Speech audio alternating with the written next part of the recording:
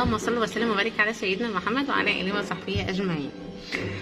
دلوقتي يا حبايب قلبي، دلوقتي انا طبعا كنت حاطه الغسيل بعد ما اتغسل وكل حاجه واتعصرت وكل حاجه، وبطلعهم طبعا من الغسيل. لقيت حاجه في قلب الغسال.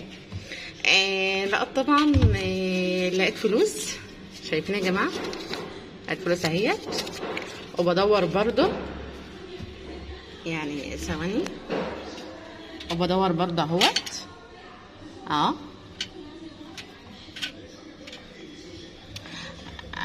مش عارفه الاقي تاني ولا لا. انا عماله بدور يا ترى بقى الفلوس دي من نصيب مين؟ من نصيبي ولا من نصيب مين يعني؟